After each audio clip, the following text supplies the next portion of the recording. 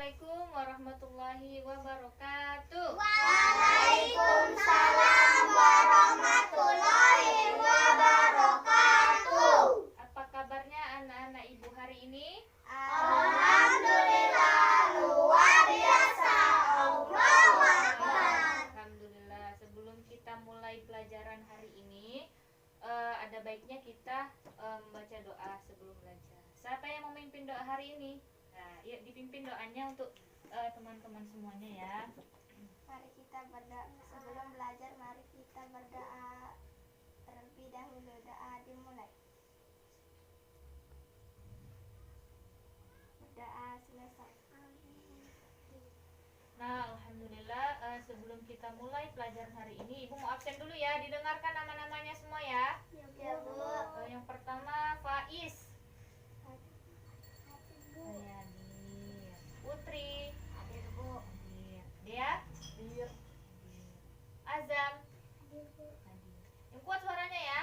Iya, Bu. Zahra, Hadir, Bu. Kila, Hadir, Bu. Hadir. Dinda, Hadir, Bu. Nadir. Hadir, Bu. Alhamdulillah. Semua hadir ya? Iya, Bu. Alhamdulillah. Nah, Bismillahirrahmanirrahim. Alhamdulillahilladzi arsala rasulahu bil huda wa dinil haq liyudhhirahu 'alal dini kullihi wa kafa billahi syahida. Asyhadu an la ilaha illallah wa asyhadu anna Muhammadan abduhu wa rasuluh alladzi la nabiyya ba'dah. Alhamdulillah kita masih diberikan kesehatan oleh Allah Subhanahu wa taala, diberikan nikmat iman, diberikan nikmat Islam, diberikan nikmat kesehatan dan kesempatan sehingga kita bisa melaksanakan proses belajar mengajar. Nah, materi kita pada hari ini judulnya apa anak-anak? Pentingnya menuntut ilmu. Ya, pentingnya menuntut Ilmu. Nah, Ibu kan udah nyuruh ya membaca materi tentang pentingnya menuntut ilmu di rumah. Jadi kalian punya gambaran tentang bagaimana sih pentingnya dalam menuntut ilmu. Nah, dalam Al-Quran, dalam hadis itu banyak dijelaskan tentang betapa pentingnya kita memiliki ilmu kayak gitu kan. Contohnya dalam Quran surah Al-Mujadilah ayat 11. Coba Zahra dibacakan artinya aja ya tentang ayat Al-Mujadilah ayat 11. Bismillahirrahmanirrahim.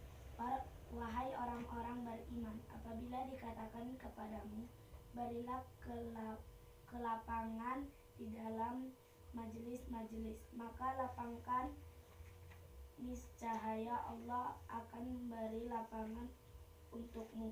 Dan apabila dikatakan berdirilah kamu, maka berdiri, niscaya Allah akan mengangkat derajat orang-orang yang beriman di antaramu dan orang-orang yang beriman diberikan ilmu beberapa derajat, dan Allah Maha teliti apa yang kamu kerjakan. Terima kasih kepada Zahra ya. Tadi dalam Quran surah Al-Mujadilah dijelaskan bahwa Allah itu mengangkat gitu kan derajat orang yang beriman dan berilmu gitu kan. Nah, jadi kalau kita punya ilmu, kita bisa mengetahui segala sesuatu. Yang penting itu adalah tidak hanya ilmu dunia, tapi ilmu akhirat. Penting nggak ilmu itu? Penting. Contohnya kita mau sholat itu butuh yang namanya ilmu nggak? Butuh ya, baca-bacaannya, ketika kita mentadaburi arti-arti dari setiap bacaannya gitu kan.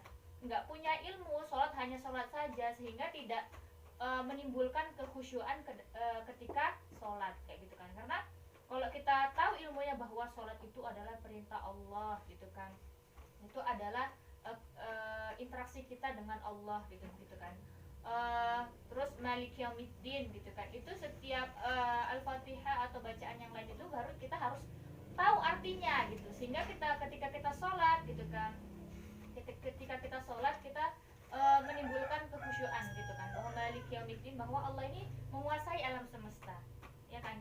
Iyyaka na'budu wa iyyaka nasta'in, hanya kepadamulah kami meminta dan hanya kepadamulah kami memohon pertolongan.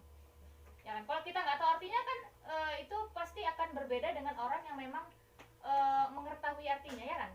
Ketika kita iyyaka na'budu wa iyyaka nasta'in. Orang yang nggak tahu artinya biasa aja kan. Tapi ketika orang yang tahu artinya gitu kan, bahwa ya Allah, hanya kepadamu lah kami memohon, kepadamu lah kami menyembah, kayak gitu kan.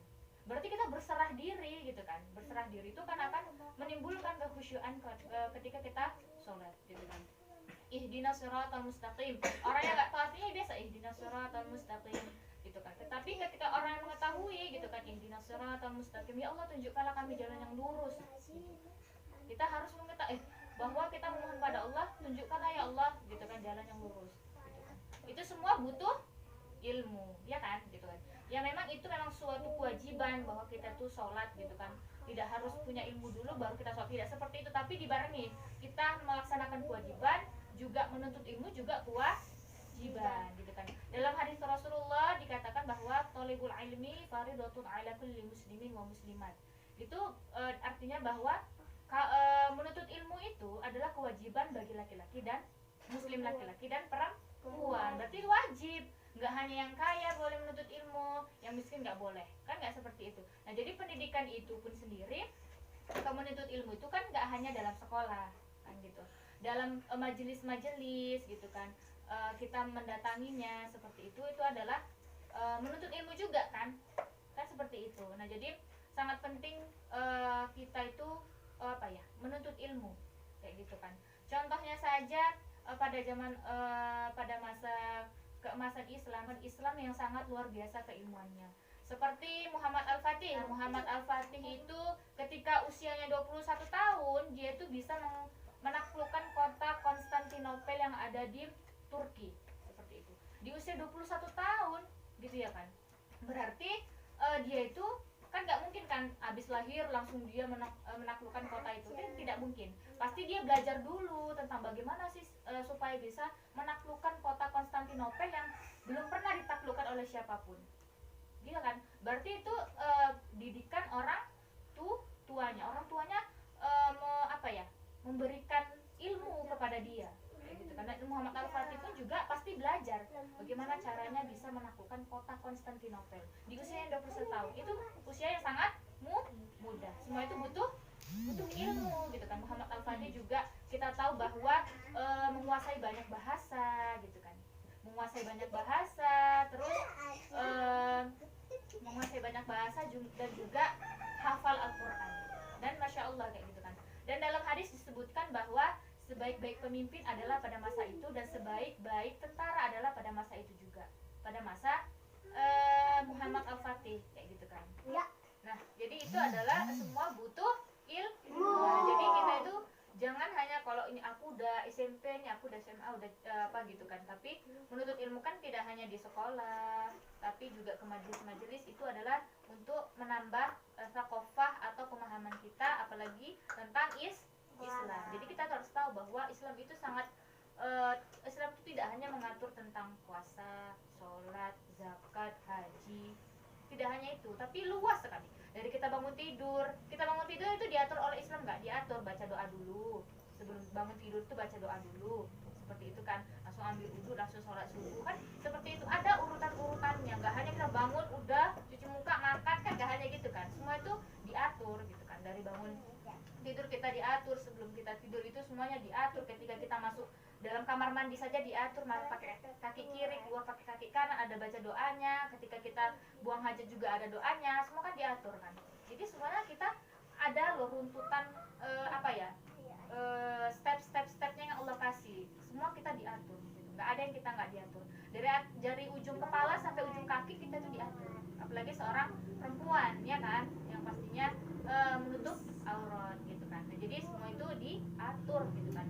Dan semuanya itu harus kita pelajari, nggak hanya datang begitu saja. Surah ini mengatur ini, terus ini artinya ini gitu kan. Kita harus begini, kita harus begitu kan. Kita nggak hanya tahu begitu saja, tapi kita harus belajar kayak gitu kan. Tidak hanya ilmu dunia saja, tapi ilmu akhirat. Jadi tidak hanya akhirat saja yang dikejar, dunia yang ditinggal. Tidak boleh juga gitu, harus seimbang. Dunia dan akhirat itu jalan seimbang kayak gitu kan. Jadi harus seimbang. Nah jadi contoh-contoh perilaku yang mencerminkan tentang Quran surah Al-Mujadilah ayat 11 ini, yaitu yang pertama, menuntut ilmu tidak hanya duniawi saja, melainkan juga ilmu akhirat kayak gitu kan. Ini banyak kita jumpai di majelis-majelis, di halaqah-halaqah, di ta'lim-ta'lim, itu juga kita bisa temui dalam menambah pemahaman kita tentang Islam gitu kan. Yang kedua, saling bahu-membahu serta memberikan kemudahan terhadap orang lain guna menimba ilmu yang serupa. Contohnya nih, ibu mengajar ngaji, contohnya seperti itu kan. Ibu mengajar ngaji, memberikan ilmu kepada anak-anak gitu kan, tentang bagaimana cara membaca Al-Quran yang baik sesuai dengan tajwidnya, bagaimana menghafalkan Al-Quran. Itu kan juga sebuah bentuk kita memberikan kemudahan kepada orang lain, yang mana orang itu awalnya tidak tahu menjadi tahu. Itu kan bentuk ya gimana ya, mempermudah urusan orang lain gitu kan. Yang ketiga, tidak sombong, patuh dan taat terhadap setiap perintah yang diberikan oleh guru gitu kan. Karena semakin orang tersebut memiliki banyak ilmu, itu semakin membuat dia tawadu. Semakin kita banyak belajar gitu kan, semakin kita tahu bahwa banyak kekurangan kita gitu kan.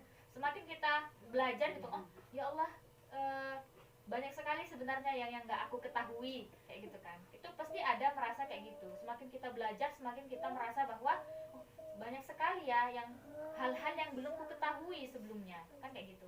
Nah, jadi ilmu ini sangat penting gitu kan, bagi untuk dunia dan akhirat kayak gitu kan. Semua butuh ilmu. Nah, ketika kita sudah wafat kayak gitu kan, itu juga butuh ilmu gitu kan. Ilmunya apa? Nanti ketika ditanya oleh malaikat, marrabbuka, siapa Tuhanmu gitu kan. Kalau kita tidak punya keimanan dan ilmu itu tadi, kita mau jawab apa sama malaikat? Apakah langsung menjawab Allah adalah Tuhanku? Kan nggak semudah itu kan. Ketika ya kita di dunia ini gampang, marrabbuka, siapa Tuhanmu? Allah Tuhanku. Man nabiyuka, siapa nabimu? Nabi Muhammad SAW. Itu kan di dunia kan, itu gampang. Tapi di akhirat ketika ditanya oleh malaikat, segampang itu kah? Kan enggak kan. Semua itu butuh yang namanya kita beriman kepada Allah dan dan terus menuntut ilmu dan ilmu agama kan, seperti itu sangat menolong kita seperti itu.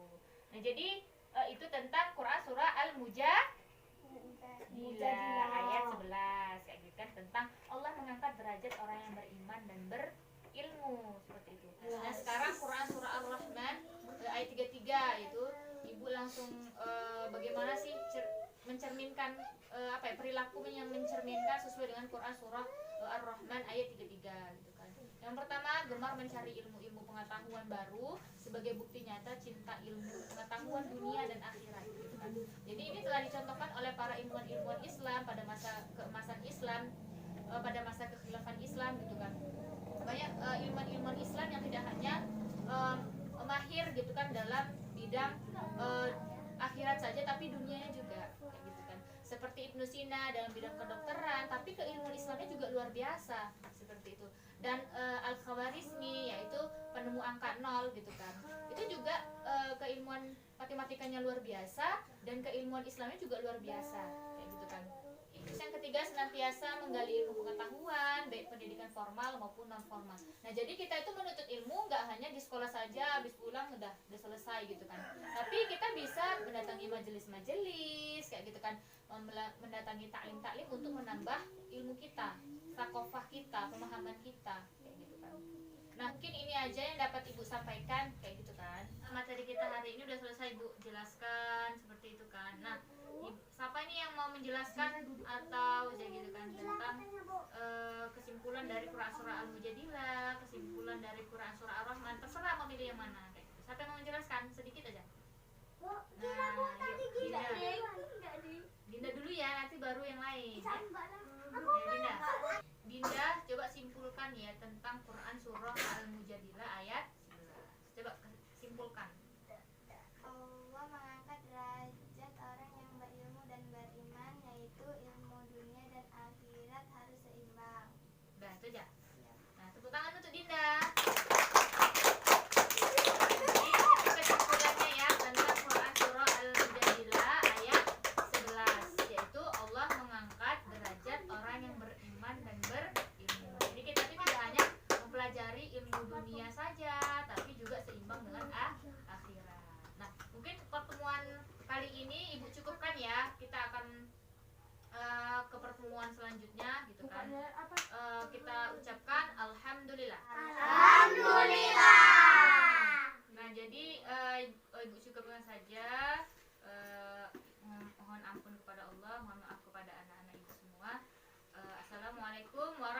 warahmatullahi wabarakatuh. Waalaikumsalam